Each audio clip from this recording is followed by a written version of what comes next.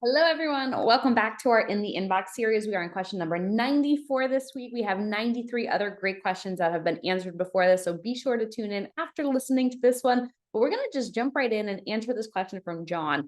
And he said, is furniture included in the sale of a property? Is furniture included in the sale of a property? And this is a great question because I know in North America, it is very common to have a house staged, and then the photos and the videos and all of what you're seeing in the media has furniture in it, but it typically is not included in the sale of a property. Here in Belize, it's a little different because a lot of the homes that are going up for sale, and especially in the touristy expat areas, are owned by expats or owned by foreigners. When they sell, they tend to leave the furniture with them. So there are a couple of exceptions to this, of course, and that is going to be if it's a new build. If it's a new build, there are various scenarios of furniture situations. It can be the package. There's a furniture package that the developer put together, and that's included in the sales price. Sometimes there's a furniture package that is available for an additional fee, or sometimes there's no package provided at all. It just depends on what the developer is doing and how much they want to get involved with the furnishings of that unit or that new build. So this is obviously an important question to ask if you are looking at a new build or any property generally. Usually what you'll see is if something is not going to be included furniture-wise in the sale of the property, that'll be disclaimed on the listing. Sometimes it's not though, so it's always recommended to have your realtor ask to confirm and then also get an inventory list. I know sometimes when you're looking at these pictures and you say, all right, well, I'm going to make my offer based on what I'm seeing in the pictures. If they're going to be taking all the furniture and then you need to refurnish it and spend another $20,000, $30,000 doing that, then you may not necessarily be putting in a specific offer that you're doing.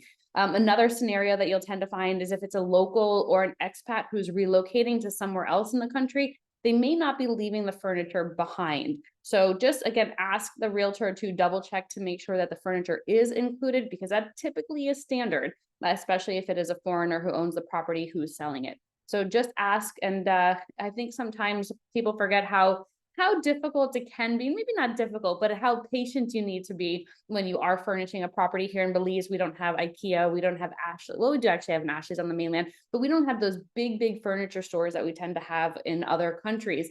And so when you are going to be furnishing a home, we have Ashley's on the mainland at Murab, but that tends to be more expensive than what you could usually get in the States of the same quality or caliber.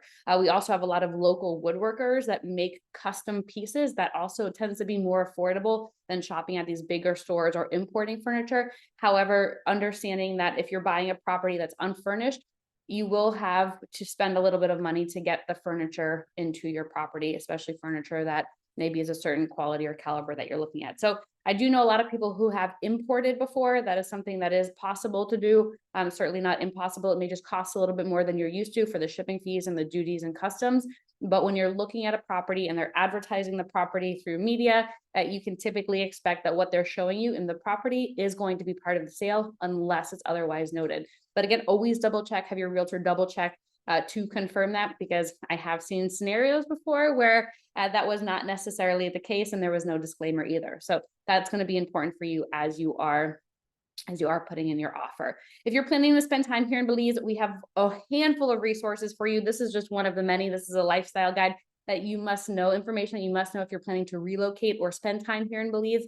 But do reach out to us. We have a handful of other documents for you to explore. If you are looking to own real estate here in Belize, these are going to be sent to you electronically via email. So do reach out to us. Email is probably the best to ensure that we can get these over to you. info@lunarealtybelize.com, info@lunarealtybelize.com. And if you're planning to come down here in Belize and you want to talk more about real estate, or perhaps you're not sure when you're coming, but you still want to talk real estate, reach out to our team. We have an incredible group of experts who are here to help you and make sure you're finding the property that best suits you.